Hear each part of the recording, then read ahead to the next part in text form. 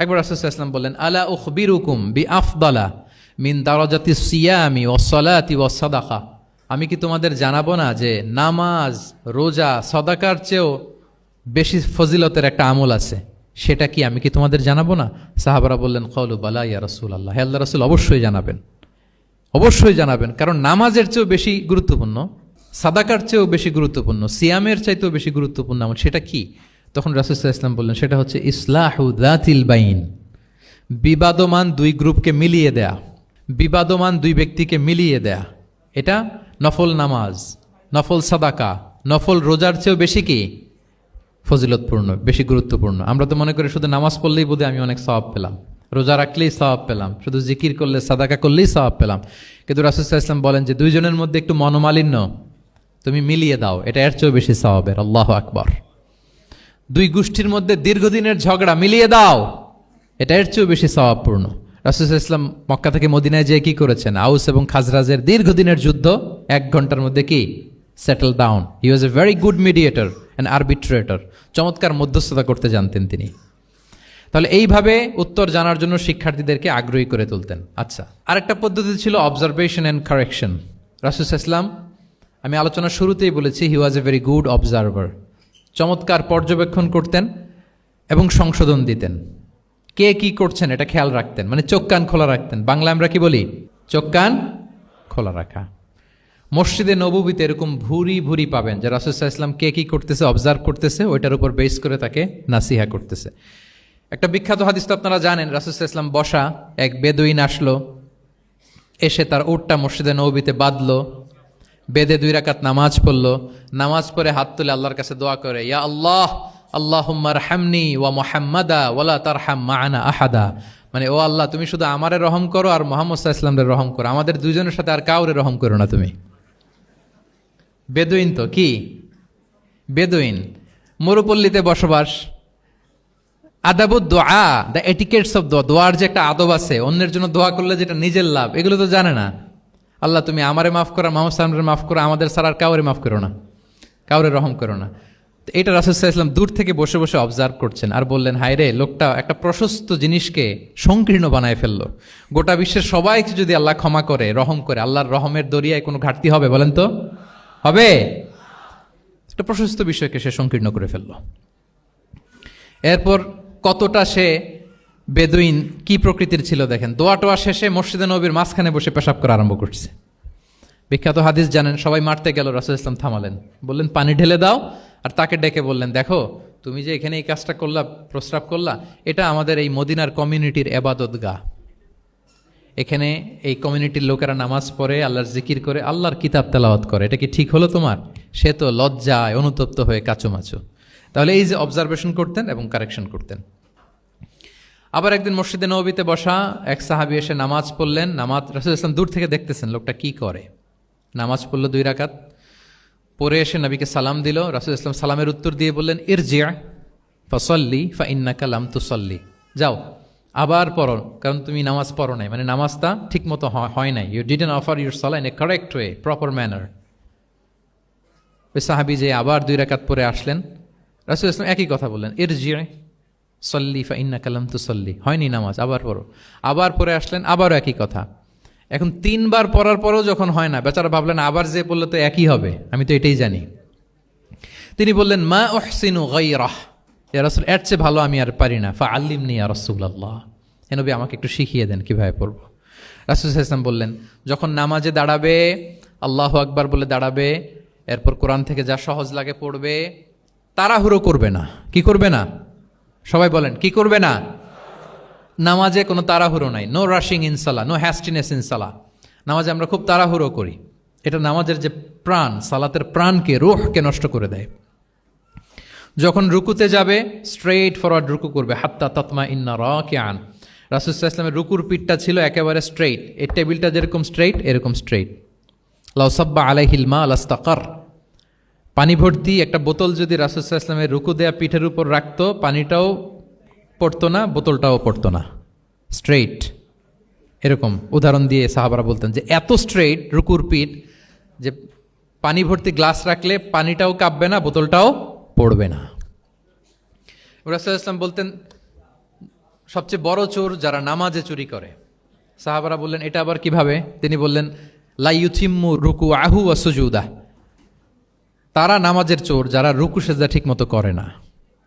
তো বললেন যে রুকু থেকে আবার স্ট্রেট হয়ে দাঁড়াবে, যখন সিজদায় যাবে ইতমিনানের সাথে, উইথ রিল্যাক্সেশন। নামাজের মধ্যে কি থাকবে? রিল্যাক্সেশন থাকবে। যখন বললেন যে এই এক রাকাত যেমনি তোমাকে শিখালাম, সব নামাজ তুমি এইভাবে পড়বা, উইথ রিল্যাক্সেশন, নো রাশিং, তখন সাহাবী শিখে গেলেন। তাহলে এই যে অবজারভেশন অ্যান্ড কারেকশন, দেখতেন হোয়াটস গোয়িং অন অ্যারাউন্ড, কি হচ্ছে, ভুল হলেই শুধরে দিতেন। হজের দিন উনি ওটের সামনে বসা, পেছনে ফদল ইবনে আব্বাস রাদিয়াল্লাহু তাআলা আনহু, আব্দুল্লাহ ইবনে আব্বাসের ভাই, রাসূল সাল্লাল্লাহু আলাইহি ওয়াসাল্লামের কাজিন, রাসূল সাল্লাল্লাহু আলাইহি ওয়াসাল্লামের কি কাজিন। তো রাসূল সাল্লাল্লাহু আলাইহি ওয়াসাল্লাম বিভিন্ন মাসআলার উত্তর দিচ্ছেন। কি করতেছেন? মাসআলার উত্তর দিচ্ছেন।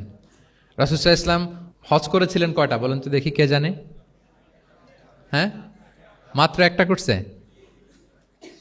ঠিকঠাক আছে তো উত্তর? সবাই বলেন কয়টা হজ করেছিলেন? হ্যাঁ, আসলে রাসূল সাল্লাল্লাহু আলাইহি ওয়াসাল্লাম কেবলমাত্র জীবনে কয়টা হজ করেছেন? একটা হজ করেছেন, 4টা উমরা করেছেন। আচ্ছা, এবার যেহেতু একটা হজ করেছেন, মানুষের অনেক ভুল হয়ে যাওয়া তো খুব স্বাভাবিক, কি বলেন? স্বাভাবিক না? স্বাভাবিক। ফলে 10 জিল হজ, যেটা ভেরি হ্যাকটিক ডে, একদিনে অনেক কাজ করতে হয়, 5টা কাজ। জামরায় স্টোনিং করতে হয়, পাথর মারো, স্লটার করো, প্রাণী জবাই করো, মাথার চুল ফেলে দাও, আবার চলে যায় মক্কায়, ফরজ তাওয়াফ করো, সাই করো, ফিরে আসো। এই যে 5টার সিকোয়েন্স অনেকে রাখতে পারে না, ভুল করে ফেলে। এখন 1400 বছর পরে, মুআল্লিমরা এত তালিমের পরেও আমরা ভুল করে ফেলি। তাহলে ওই সময় কি হয়েছিল বলেন? এটা ছিল প্রথম হজ। তো রাসূল সাল্লাল্লাহু আলাইহি ওয়াসাল্লাম জানেন আজকে তো অনেক ভুল করবে, তিনি আকাবা, মিনার পাশে আকাবার এখানে হেল্পলাইন সার্ভিস চালু করছেন, মানে নিজে দাঁড়ায় আছেন, দেখি কার কি ভুল হয়, জিজ্ঞেস করলে মাসালা বলে দেব। সুবহানাল্লাহ। তো এসে একজন বলে যে ইয়া রাসূলুল্লাহ, আমি তো ওই আগে কুরবানি পরে চুল কাটা, আমি আগে চুল কেটে ফেলছি। রাসূল সাল্লাল্লাহু আলাইহি ওয়াসাল্লাম বলে ইফআল ওয়ালা হারাজ, ওকে কোনো সমস্যা নেই, যাও। আরেকজন এসে বলে আমি তো আগে এটা করছি। ওই দিন যাই নবীকে জিজ্ঞেস করা হয়েছে, নবী সাল্লাল্লাহু আলাইহি ওয়াসাল্লাম ফ্লেক্সিবিলিটি দিয়ে দিয়েছেন, বলে করো, অসুবিধা নাই। তো ওই যে দাঁড়িয়ে তিনি মাসালা বলতেছেন, পেছনে ছিল ফদল ইবনে আব্বাস, ছোট ছোট সাহাবী, তরুণ। তো খাসাআম গোত্রের এক নারী আসছিল একটা মাসালা জিজ্ঞেস করতে, and she was a very beautiful lady, বেশ সুন্দরী ছিল। তো এসে রাসূল সাল্লাল্লাহু আলাইহি ওয়াসাল্লামকে যখন প্রশ্ন করতেছে, ফদল ইবনে আব্বাসের নারীর দিকে তাকায় আছে, এবং ওই নারীও ফদল ইবনে আব্বাসের দিকে তাকায় আছে। রাসূল সাল্লাল্লাহু আলাইহি ওয়াসাল্লাম উত্তরও দিচ্ছেন, আবার খেয়াল করতেছেন যে চোখাচোখি হয়ে যাচ্ছে। যখনই তিনি অবজার্ভ করলেন যে ফদল ইজ ক্রসিং দ্য লিমিট, একবার চোখ পড়তে পারে, তারপর তো নামিয়ে ফেলতে হবে, সে যখন তাকিয়ে আছে, নারীও তাকিয়ে আছে, তখন রাসূল সাল্লাল্লাহু আলাইহি ওয়াসাল্লাম কি করলেন? ওয়াজআলান নবী সাল্লাল্লাহু আলাইহি ওয়াসাল্লাম ইয়াসরিফু ওয়াজহাল ফাদলি ইলা শিক্কিল আখার, সাথে সাথে ফদলকে বললেন, ফদল ওইদিকে না, এইদিকে তাকাও।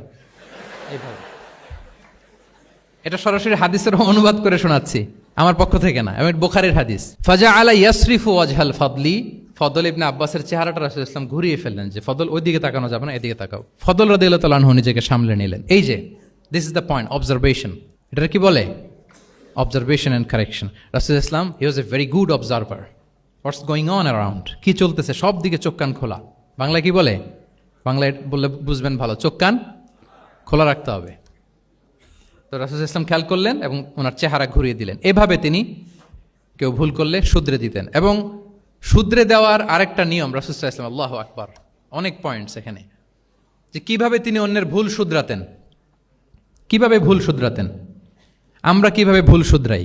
বাংলাদেশের যে টেন্ডেন্সি, কেউ ভুল করলে আর মাইক্রোফোন যদি পাই যে মাহফিলে, এইবার তো পাইছি ওই বেটারে, ও কাফের, ওর দাদা কাফের, ওর 14 গোষ্ঠী কাফের, ও মারা যাওয়ার পরে যেখানে কবর দিবে, ওই কবরের উপর যে ঘাস উঠবে, ওই ঘাস যে গরু খাবে, ওই গরুর দুধ যে খাবে, ও কাফের। আমি জাস্ট সিনারিওটা আপনাদের সাথে শেয়ার করি, যে নিয়ম হচ্ছে কি। লেটস সে আমার একজন কো স্পিকার কোনো কিছু একটা ভুল করে ফেলছে, তার জানা নাও থাকতে পারে, আবার আমারও একটা জিনিস জানা নাও থাকতে পারে। কেউ ভুল করলে শুধরানোর নিয়ম হচ্ছে, সে যে ভুলটা করলো এটা যে ভুল, এটা জানানো। যে অনেকে এরকম এরকম বলে, আসলে এটা ঠিক না, বরং ঠিক হচ্ছে এটা, এবং এর পক্ষে দলিল হচ্ছে এটা, জাস্ট এটা বলে দেওয়া। এটা যদি বলে দেয় তাহলে কি হবে? যখন ওই যে ভুল করছে সে যখন শুনবে, তার নাম তো আর বলা হয় নাই, সে তো বুঝে যাবে এটা তো আমি ভুলটা করছি, ফলে আমি শুধরে গেলাম, ওই লোক শুধরে যাবে। আর বাকি যারা লিসেনার, শ্রোতা, তারা সবাই সতর্ক হয়ে যাবে। তাইলে যেটা উদ্দেশ্য ছিল কাউকে শুধরানো, ওটা হয়ে গেছে না? কারো নাম নেওয়া প্রয়োজন হয়েছে? বলেন তো। রাসূল সাল্লাল্লাহু আলাইহি ওয়াসাল্লাম যখন কাউকে কারেক্ট করতেন, তখন কখনো কারো নাম ধরে শুধরাতেন না, কারেক্ট করতেন না। আল্লাহু আকবার। নাম ধরে শুধরাতেন না, পাছে না সে লজ্জা পেয়ে যায়, পাছে না সে বিব্রত হয় মানুষের সামনে। সুবহানাল্লাহ। অন্যের রাইটস, অন্যের ব্যক্তিত্বের ব্যাপারে কতটা মর্যাদাশীল ছিলেন। কারণ কারো নাম ধরে তো আমার শুধরানোর দরকার নাই, এটা যে ভুল সোসাইটিকে এটা জানালেই হবে। তাহলে যে ভুল করছে সে শুধরে গেল, বাকিরা সতর্ক হয়ে গেল, ঠিক না? আচ্ছা, 3 সাহাবী মিলে একবার ভাবলো রাসূল সাল্লাল্লাহু আলাইহি ওয়াসাল্লাম বাড়িতে কি কি আমল করে, আমরা একটু আম্মাজানদের জিজ্ঞেস করি, তাহলে আমরাও আমাদের আমল একটু বাড়াবো। যে জিজ্ঞেস করলো যে আম্মাজানারা একটু বলেন তো উনি বাসায় কি কি ইবাদত করে, কতটুকু কোরআন পড়ে, তাহাজ্জুদ কেমনে পড়ে। আম্মাজানরা বর্ণনা দিলেন। বর্ণনা শোনার পরে কান্নাহুম তাকাল্লুহা, ওনাদের কাছে একটু কম মনে হইলো, মানে অনেক এক্সপেকটেশন নিয়ে আসছিল। তারা ভাবছিল মানে রাতে ঘুমাই না, সারা রাত তাহাজ্জুদ আর কান্নাকাটি করে রাসূল সাল্লাল্লাহু আলাইহি ওয়াসাল্লাম কাটায় দেয়, তাদের এরকম একটা ধারণা ছিল। কিন্তু এসে শুনে যে না, আসার পরে নাকি ঘুমোতে যায়, অনেকক্ষণ ঘুমিয়ে সেই মাঝরাতে নাকি ওঠে। যা যা বর্ণনা শুনলো কান্নাহুম তাকাল্লুহা, এদের কাছে একটু কম মনে হলো। তো একজন বলতেছে আরে কম না, আইনা নাহনু মিন রাসূলিল্লাহ, কোথায় আল্লাহ রাসূল আর কোথায় আমরা। গফির লাহু মা তাকাদ্দামা মিন যামবিহি ওয়া মা তাআখার, ওনার তো আগের পরের সব গুনাহই মাফ। আদতে তো গুনাহই নাই, নবীরা তো মাসুম। তো ওনার সাথে কি আমাদের তুলনা, আমাদের এত কম করলে হবে না, তো কি করতে হবে? একজন বলে যে আজকে থেকে আমি আর ঘুমাবোই না সারা রাত তাহাজ্জুদ পড়বো। আচ্ছা, আরেকজন বলে আমি আর না খেয়ে মানে রোজা ছাড়া থাকবো না, আমি সওমে বিসাল করব, সারা বছর রোজা রাখবো, যা করে আল্লাহ, রোজা থামাবো না, আমি রেগুলার রোজা রেখেই যাব। আচ্ছা, আরেকজন বলে আমি আর আমার স্ত্রীদের কাছেই যাব না, আমি সন্ন্যাসী জীবন নিয়ে নিলাম, আমি সন্ন্যাসী থাকবো, স্ত্রীদের সাথে মেলামেশাতে এই আমি যাব না, আমি এটা থেকে বিরত থাকবো। এই কথা যখন রাসূল সাল্লাল্লাহু আলাইহি ওয়াসাল্লামের কানে গেল, রাসূল সাল্লাল্লাহু আলাইহি ওয়াসাল্লাম রেগে গেলেন। রেগে গিয়ে সাহাবীদেরকে জড়ো করলেন। জড়ো করে তিনি বলতে আরম্ভ করলেন, আনতুমুল্লাযীনা কুলতুম কাযা ওয়া কাযা, আচ্ছা তোমাদের মধ্যে কে কে নাকি এরকম এরকম বলছে। সুবহানাল্লাহ। তিনি বলতে পারতেন এই আব্দুল্লাহ স্ট্যান্ড আপ, দাঁড়াও, আব্দুর রহিম দাঁড়াও, এই আব্দুল সাত্তার তুমি নাকি বলছো যে সারা রাত, এটা একটা কথা বললা তুমি নাকি বলছো যে সারা বছর রোজা, এটা তুমি কি কথা বলতো, ভুল কাজ করছো, এটাও জানো না তুমি নাকি বলছো স্ত্রীদের সাথে মিশবা না। এরকম যদি Abdullah, Abdur Rahman, just for example, এইভাবে দাঁড় করিয়ে যদি নাম ধরে ধরে বলতেন, ওনারা সাহাবীদের সামনে লজ্জিত হতেন না? না। আনতুমুল্লাযীনা কুলতুম কাযা ওয়া কাযা, এটাই রাসূল সাল্লাল্লাহু আলাইহি ওয়াসাল্লামের কাউকে কারেক্ট করার, তাসহিহ করার অভ্যেস ছিল। মা বালু আকওয়ামিন ইয়াকুলুনা কাযা ওয়া কাযা, মাঝে মাঝে বলতেন মা বালু আকওয়ামিন ইয়াফআলুনা কাযা ওয়া কাযা, তোমাদের মধ্যে কেউ কেউ নাকি এমনটা বলে, তোমাদের মধ্যে কেউ কেউ নাকি এমনটা করে। কই, আমি তো রাতে ঘুমাই আবার সালাত পড়ি। কই, আমি তো রোজা রাখি সোম বৃহস্পতি, বাকি দিনগুলোতে খাই। কই, আমি তো আমার স্ত্রীদের সাথে মেলামেশা করি। এই সব কিছুকে ব্যালেন্স করেও তো আমার নবুয়তির তো আমার কোনো সমস্যা হয় নাই, আল্লাহ ভীরু হতে তো সমস্যা হয় নাই। ওয়াল্লাহি ইন্নী লা আখশাকুম লিল্লাহি ওয়া আতকাকুম লাহ, আল্লাহর শপথ আমি তোমাদের চাইতে আল্লাহকে বেশি ভয় করি, আমি তোমাদের চাইতে বেশি মুত্তাকি। তারপরেও এরকম ব্যালেন্সড লাইফ লিড করাতে আমার তো কোনো সমস্যা হয় নাই, তোমাদের কেন সমস্যা হলো, তোমরা এটা কোথায় পেলে? ফামান রাগিবা আন সুন্নতি ফালাইসা মিন্নি, জেনে রাখো আমি যে স্ট্যান্ডার্ড ঠিক করে দিয়েছি এটাই সর্বশ্রেষ্ঠ ইবাদত, এর বাইরে যে কেউ যদি কিছু করে আমার সুন্নতের বাইরে, সে আমার দলভুক্ত হতে পারবে। সুবহান। এরকম যখন ধমক দিয়ে শাসিয়ে দিলেন, যেই 3 জন সাহাবী এই কথা বলছিল ওনারা তো শুধরে গেলেন, ওনারা তো টের পাচ্ছেন যে এগুলো আমাদের কি বলতেছে, ওনারা টের পাচ্ছেন না, শুধরে গেলেন, আর বাকিরা সতর্ক হয়ে গেলেন। আল্লাহু আকবার। সো এটা হচ্ছে কারেক্ট করার নিয়ম। এখন আমরা কি করি, কেউ একটা ভুল করলে তখন তাকে ধরি, তার 14 পুরুষ নিয়ে কথা বলি, তার ব্যাপারে যদি আমার কোনো তিক্ত অভিজ্ঞতা থাকে, ঝাল মেটানোর একটা সুযোগ পেলাম, আমি ঝাল মেটাই, তাকে ছোট করি, হেয় করি, হেন কোনো কথা নাই যে আমি বলি না। একটাও কি রাসূল সাল্লাল্লাহু আলাইহি ওয়াসাল্লামের সুন্নাহর মধ্যে পড়ে বলেন তো? না। তাহলে মন গড়া পদ্ধতিতে আমরা কাউকে সংশোধন করতে চাচ্ছি না, আর এইভাবে করলে সংশোধন হবেও না। সে মানবিক কারণেই তার ইগোইস্টিক প্রবলেম চলে আসবে, যে সে আমাকে ছোট করলো, আমার নাম ধরে সে এত মানুষের সামনে অপমান করলো, সে হয়তো শুধরানোর যে রাস্তাটা ছিল ওইটাও বন্ধ হয়ে গেল, ঠিক কিনা বলেন? তাহলে রাসূল সাল্লাল্লাহু আলাইহি ওয়াসাল্লাম এভাবে শুধরাতেন। আর তামিম ফি তাসওয়িবিল আখতা, কারো ভুল শুধরাতে গেলে ইন জেনারেলি শুধরাতেন, যাদের শুধরানোর তারা শুধরে যেত, বাকিরা সতর্ক হয়ে যেত। আচ্ছা, আরেকটা পদ্ধতি ছিল ক্লিয়ার মিসকনসেপশন। কারো মিসকনসেপশন থাকলে রাসূল সাল্লাল্লাহু আলাইহি ওয়াসাল্লাম এটা ক্লিয়ার করে দিতেন। এক সাহাবী মনে করতেন ভালো জামা পরলে বুঝি অহংকার হয়, তিনি খুব সুন্দর ছিলেন দেখতে, খুব ভালো পোশাক পরিচ্ছদ পরতে পছন্দ করতেন। তিনি একবার বললেন ইয়া রাসূলুল্লাহ, ভালো পোশাক পরলে কি অহংকার হয়? রাসূল সাল্লাল্লাহু আলাইহি ওয়াসাল্লাম বললেন না। ইয়া রাসূলুল্লাহ, আমি ভালো জুতা পরতে পছন্দ করি, এটা কি অহংকার হয়? না, এটা অহংকার হয় না। আমি মানুষকে খুব খাওয়াতে পছন্দ করি এবং আমি চাই আমার চেয়ে যেন কেউ এটা এই কাজে আগাতে না পারে, আমিই খাওয়াবো, এটা কি অহংকার? রাসূল ইসলাম বললেন না, এটা অহংকার না। অহংকার হচ্ছে আল কিবরু বাতারুল হাক্কি ওয়া গামতুন নাস। অহংকার হচ্ছে সত্যকে প্রত্যাখ্যান করা আর মানুষকে তুচ্ছ-তাচ্ছিল্য করা। সুবহানাল্লাহ। তাহলে এই যে মিসকনসেপশন, সে ভাবছে ভালো পোশাক পরলে এটা অহংকার হয়ে যায়, ভালো জামা পরলে অহংকার হয়ে যায়, এগুলো তো অহংকার হয় না, বরং অহংকার হয় সত্যকে প্রত্যাখ্যান করলে আর মানুষকে তুচ্ছ-তাচ্ছিল্য করলে। তাহলে এই জাতীয় মিসকনসেপশন ইন দ্য সোসাইটি, এটাকে তিনি ক্লিয়ার করে দিতেন। আচ্ছা, রাসূল সাল্লাল্লাহু আলাইহি ওয়াসাল্লাম প্র্যাকটিক্যালি শেখানোর চেষ্টা করতেন। কি করতেন? প্র্যাকটিক্যালি, যেটাকে প্রায়োগিক শিক্ষা, ব্যবহারিক শিক্ষা। অজু করে দেখাতেন, এইভাবে অজু করতে হয়। সালাত পড়ে দেখাতেন, সল্লু কামা রাআইতুমুনি উসাল্লি। সালাত তো হচ্ছে আল আমাল আল মুতাওয়ারাস, এই উম্মার অবিচ্ছিন্ন কর্মধারা। সালাত জিবরিল আলাইহিস সালামকে শিখিয়েছেন আল্লাহ, রাসূল সাল্লাল্লাহু আলাইহি ওয়াসাল্লামকে শিখিয়েছেন জিবরিল আলাইহিস সালাম, রাসূল সাল্লাল্লাহু আলাইহি ওয়াসাল্লাম শিখিয়েছেন সাহাবীদেরকে। এইভাবে অবিচ্ছিন্ন কর্মধারা, আরবিতে বলে আল আমাল আল মুতাওয়ারাস। এবং রাসূল সাল্লাল্লাহু আলাইহি ওয়াসাল্লাম বলতেন সল্লু কামা রাআইতুমুনি উসাল্লি, আমাকে যেমনি সালাত পড়তে দেখো এইভাবে পড়ো। হজের ক্ষেত্রেও বলেছেন খুযু আন্নি মানাসিকাকুম, হজের বিধানকে দেখে নাও। একবারই তো হজ করেছেন, হাতে কলমে প্র্যাকটিক্যাল গাইডলাইন দিয়ে শিখিয়েছেন। এবং সাহাবারা ভুল করে কিনা মাঝে মাঝে শুনতেন, যেটাকে আরবিতে বলে কেরাতু তিলমিদা আলা শেখ। আব্দুল্লাহ ইবনে মাসউদ রাদিয়াল্লাহু তাআলা আনহুকে রাসূল সাল্লাল্লাহু আলাইহি ওয়াসাল্লাম একবার বললেন, আব্দুল্লাহ একটু তেলাওয়াত করো তো। তিনি বললেন আকরাউ আলাইকা ওয়া আলাইকা উনজিল, হে নবী আমি আপনার সামনে দাঁড়ায় তেলাওয়াত করব, আপনার উপর কোরআন নাজিল হয়। রাসূল সাল্লাল্লাহু আলাইহি ওয়াসাল্লাম বললেন যে ইন্নী উহিব্বু আন আসমাআহু মিন গায়রি, হে আব্দুল্লাহ ইবনে মাসউদ, আমি কোরআন তেলাওয়াত তোমাদেরকে শোনাতে যেমনি পছন্দ করি, তোমরা কেউ পড়বা আর আমি শুনবো, এটাও খুব পছন্দ করি।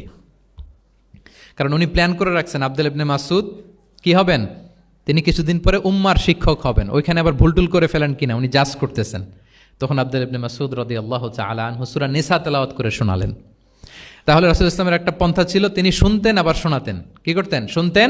প্রতি রমাদানে যতটুকু কোরআন নাজিল হয়েছে তিনি জিবরিল আলাইহিস সালামকে শোনাতেন, আবার জিবরিল আলাইহিস সালাম পুরো কোরআন রাসূল সাল্লাল্লাহু আলাইহি ওয়াসাল্লামকে শোনাতেন। এটা ছিল একটা টেকনিক।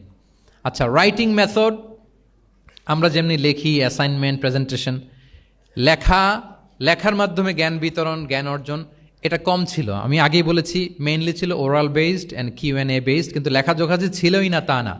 লেখা জানতো, হাতে গোনা অল্প কিছু সাহাবী মক্কায় লিখতে জানতেন, পড়তে জানতেন।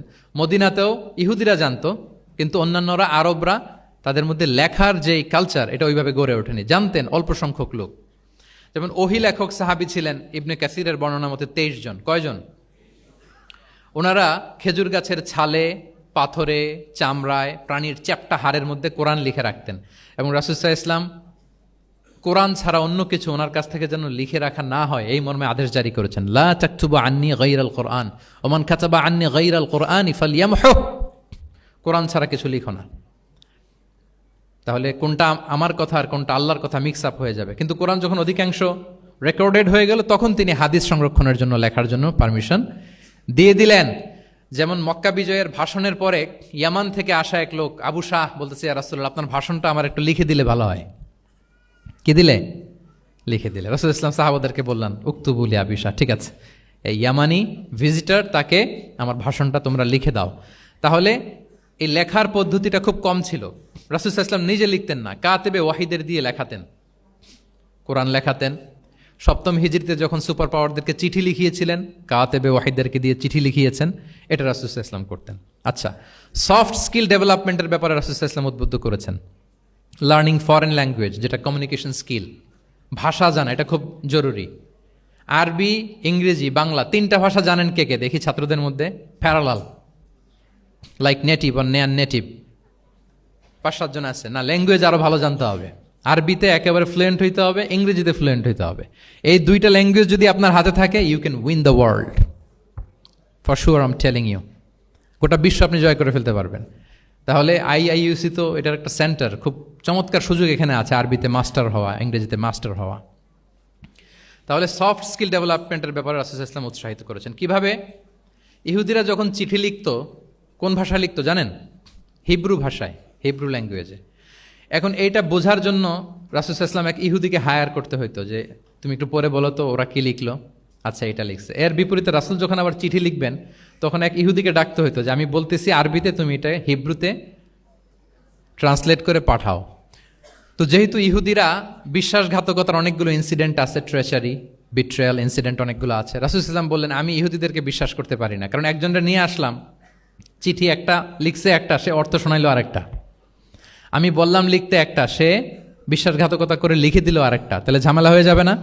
রাসূল সাল্লাল্লাহু আলাইহি ওয়াসাল্লাম তিনি যায়েদ ইবনে সাবিত রাদিয়াল্লাহু তাআলা আনহুকে বললেন যে তুমি এই হিব্রু ল্যাঙ্গুয়েজ শিখবা, শিখে আমার পক্ষ থেকে অন বিহাফ অফ মি তুমি জুইশদেরকে চিঠি লিখবা, ওদের চিঠি আসলে তুমি আমারে পড়ে শোনাবা। ইন্নী লা আমানু আলা ইয়াহুদ ফি কিতাবি, আমি ইহুদিদেরকে বিশ্বাস করি না।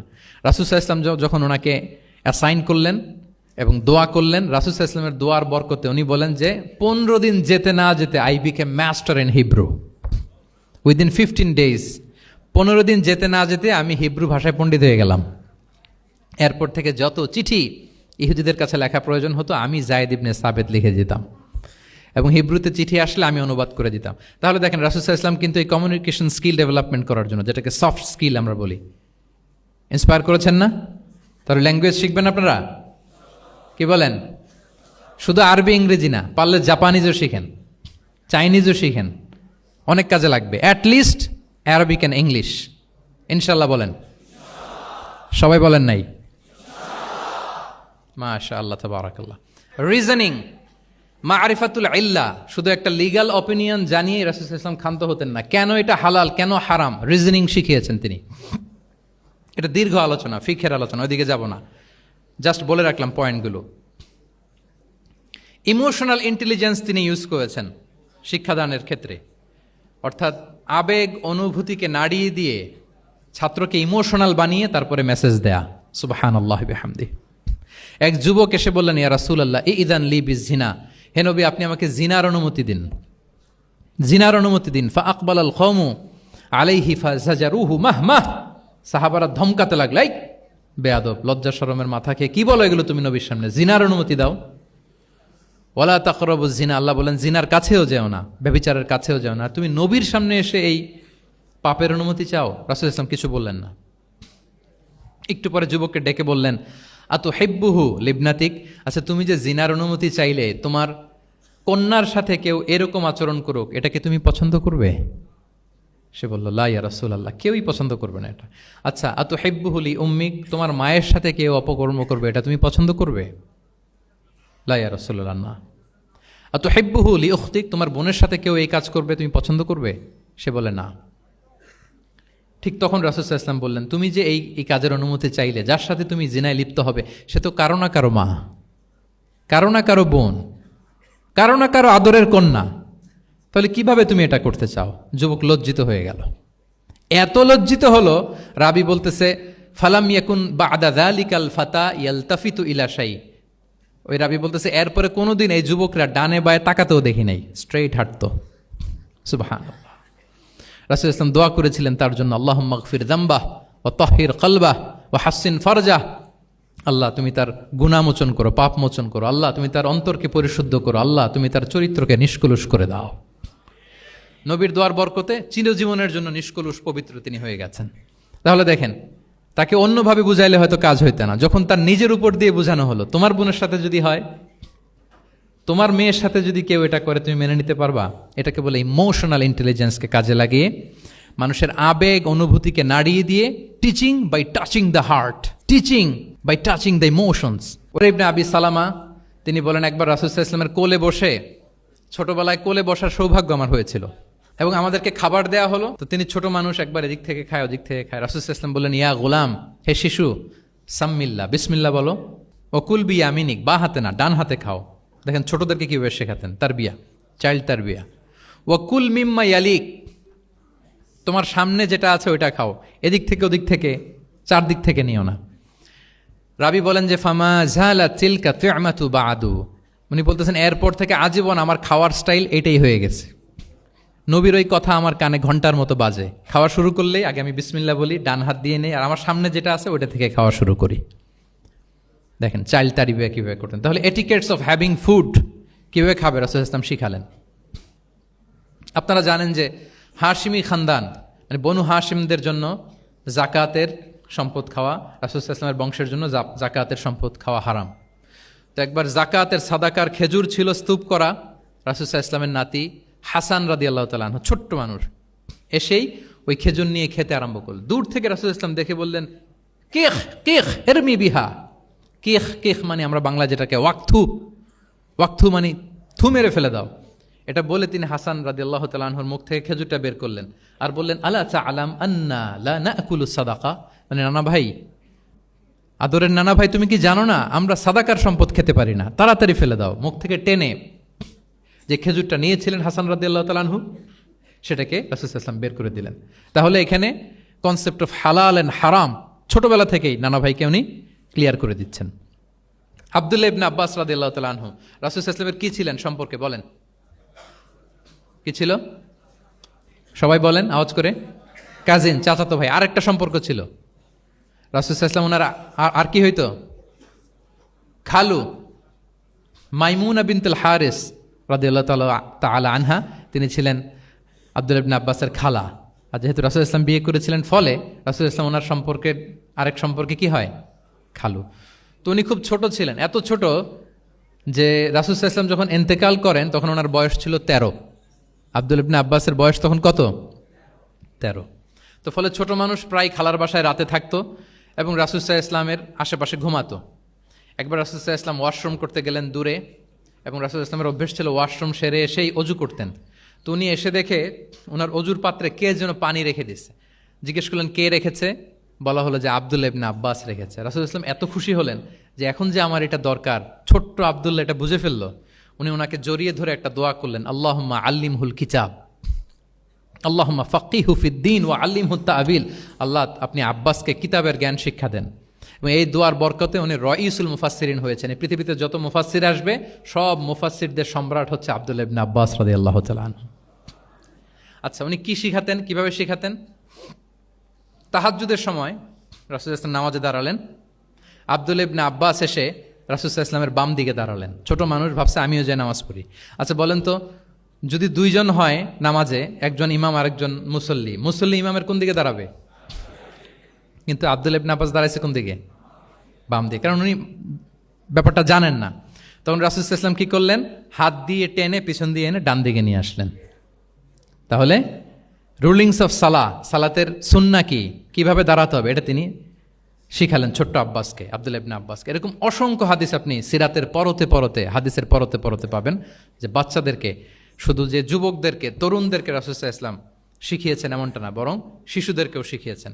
এইভাবে রাসূল সাল্লাল্লাহু আলাইহি ওয়াসাল্লাম এমন এক শিক্ষা পদ্ধতি আমাদের জন্য উপহার দিয়েছেন, যেটার মধ্য দিয়ে তিনি শ্রেষ্ঠতম প্রজন্ম, the best generation ever on earth, যেটা আমি শুরুতে বলেছি, এবং তার ধারাবাহিকতা এর পরের প্রজন্মকেও শ্রেষ্ঠ প্রজন্ম বলা হয়েছে। এর পরের প্রজন্ম, তিনটা জেনারেশন এই শিক্ষার, এই ওহির জ্ঞানের শিক্ষার ছোঁয়ায় তারা শ্রেষ্ঠ প্রজন্ম হয়েছে রাসূল সাল্লাল্লাহু আলাইহি ওয়াসাল্লামের এই শিক্ষা পদ্ধতির মধ্য দিয়ে। আমরা যদি সামারি করি যে রাসূল সাল্লাল্লাহু আলাইহি ওয়াসাল্লামের শিক্ষা পদ্ধতিটা কেমন ছিল, তাহলে বলতে হবে যে এটা উৎসাহমূলক ছিল, আশাব্যঞ্জক, কনফিডেন্ট বাড়ায়, ইন্সপায়ারিং ছিল। এটা কল্যাণকামিতায় ভরপুর ছিল, ওয়েল উইশিং ছিল। আমরা যেমনি কারো কথা শুনেই তার উত্তর দেই বা মাসালা বলে দেই, এরকম না। ইংরেজিতে এটাকে বলে এমপ্যাথেটিক। এমপ্যাথেটিক মানে খুব বেশি সুবিবেচক। He not only listen to the suffering of others, he use to feel it. তিনি ফিল করতেন। একজন এসে বলতেছে যে আমার এই সমস্যা, এটার এখন আমি কি করব? আমি জাস্ট বললাম এটার ইসলামী সমাধান এইটা, এটা হচ্ছে একটা। রাসূল ইসলাম এরকম না, যে বলতেছে তার কষ্টটা তিনি ফিল করার চেষ্টা করতেন, ফিল করে তখন তাকে গাইডলাইন দিতেন। এটাকে বলে এমপ্যাথেটিক, ওয়েল উইশিং ম্যানারের, কল্যাণকামিতায় ভরপুর ছিল তার শিক্ষাদান পদ্ধতি। পরামর্শমূলক ছিল, যেখানে ম্যান্টরিং ছিল, কাউন্সেলিং ছিল। মানে শুধু টিচার হলে এটার আউটপুট একটা, কিন্তু if you work like a mentor, আপনি আপনার শিক্ষার্থীদেরকে মেন্টরিং করতেছেন, তাদেরকে কাউন্সেলিং করতেছেন, এটার আউটপুট হবে অন্যরকম। রাসূল সাল্লাল্লাহু আলাইহি ওয়াসাল্লাম হি worked as a mentor and councillor for the সাহাবা। সুবহানাল্লাহ। রাসূল সাল্লাল্লাহু আলাইহি ওয়াসাল্লামের দেওয়ার শিক্ষাটা ছিল বেসিক্যালি অ্যাডভাইজারি। আমরা মাঝে মাঝে অ্যাডভাইজারি নেই, দেখবেন বড় বড় নেতা লক্ষ লক্ষ টাকা বেতন দিয়ে অনেক বড় বড় উপদেষ্টা রাখে, তারা বিভিন্ন ধরনের অ্যাডভাইস দেয়। রাসূল সাল্লাল্লাহু আলাইহি ওয়াসাল্লাম এই সার্ভিসটা সাহাবাদেরকে দিতেন। ওনার শিক্ষাটা ছিল অংশগ্রহণমূলক, মানে এঙ্গেজমেন্ট ছিল। একতরফা আমি বলে গেলাম অথবা একতরফা ওরা বলে গেল, এরকম না। জিজ্ঞেস করতেন, শুনতেন, শোনাতেন, প্রশ্ন করতেন, প্রশ্নের পিঠে প্রশ্ন ছড়ে দিতেন। ইন্টারেক্টিভ ছিল, পার্টিসিপেটরি ছিল, অংশগ্রহণমূলক। এটাকে আমরা মানে ক্লাসিক স্কলাররা যেটাকে বলে সোহবা, কি বলে, আমরা বলি না যে সোহবতের বড় প্রয়োজন, রাসূল সাল্লাল্লাহু আলাইহি ওয়াসাল্লামের সোহবতে মূলত ওনারা নলেজটা অর্জন করেছিলেন, পার্টিসিপেটরি ছিল, এঙ্গেজমেন্ট ছিল। এবং আমরা উল্লেখ করেছি যে Q&A বেস ছিল, প্রশ্নোত্তরমূলক, ওরাল ছিল, যৌক্তিক ছিল, র্যাশনাল, রিজনিং শিখাতেন, কেন এটা হালাল, কেন হারাম, কেন এটা ডুজ অ্যান্ড কেন এটা ডোন্টস, এটা রাসূল সাল্লাল্লাহু আলাইহি ওয়াসাল্লাম বলেছেন। এবং হি use two prioritise the youth in training and grooming, বিশেষ করে বয়স্ক সাহাবাদের থেকে যুবকদেরকে বেশি প্রায়োরিটি দিতেন তালিমের ক্ষেত্রে, তারবিয়ার ক্ষেত্রে, কারণ তারাই উম্মাকে লিড দেবে। তারাই কি উম্মাকে লিড দেবে। এই যে এখানে যারা বসে আছেন, আমার তো মনে হয় বয়স 25 থেকে 30, এর আগেই বেশিরভাগ। সো আপনাদেরকে লিড দিতে হবে আগামীর বাংলাদেশে, ঠিক কি না? এই জন্য রাসূল সাল্লাল্লাহু আলাইহি ওয়াসাল্লাম বাছাই করে করে কোন সাহাবীর কি ধরনের যোগ্যতা আছে এবং ইসলামের জন্য এটা কিভাবে কাজে লাগতে পারে, ওইভাবে সাহাবীদেরকে তিনি গাইড করতেন।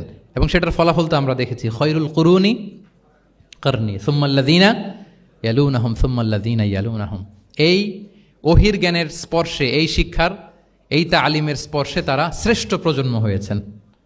এবং তার পরের প্রজন্ম, তিনটা প্রজন্মকে তিনি শ্রেষ্ঠ প্রজন্ম বলে ঘোষণা দিয়েছেন। আমি আর দীর্ঘায়িত করব না। আমরা যদি রাসূল সাল্লাল্লাহু আলাইহি ওয়াসাল্লামের আনিত এই শিক্ষা পদ্ধতি আমাদের শিক্ষা ব্যবস্থার মধ্যে ইনক্লুড করতে পারি, তাহলে আমরাও আমাদের প্রজন্মকে ওইরকম শ্রেষ্ঠ প্রজন্ম হিসেবে গড়ে তুলতে পারবো ইনশাআল্লাহ বিইذনিল্লাহ। আওয়াজ করে সবাই পড়ে ইনশাআল্লাহ বিইذনিল্লাহ। আমি সবাইকে আবারও অন্তরের অন্তঃস্থল থেকে শুকরিয়া জানাই। Discourse on prophetic teaching methodology, এই শিরোনামের আলোচনা প্রায় 1.5 ঘন্টা যাবৎ খুব মনোযোগের সাথে আপনারা শুনেছেন। আল্লাহ তাআলা আপনাদের সবাইকে কবুল করুন, আপনাদেরকে ভালো রাখুন, ঈমানের সাথে রাখুন। আমি অথরিটিকে আবারও অন্তরের অন্তঃস্থল থেকে ধন্যবাদ এবং মোবারকবাদ জানিয়ে আমার এই সংক্ষিপ্ত আলোচনা এখানেই শেষ করছি। হাযা মা ইনদি ওয়াল ইলমু ইনদাল্লাহি আলাইহি তাওয়াক্কালতু ওয়া ইলাইহি উনীব। আসসালামু আলাইকুম ওয়া রাহমাতুল্লাহি ওয়া বারাকাতুহু।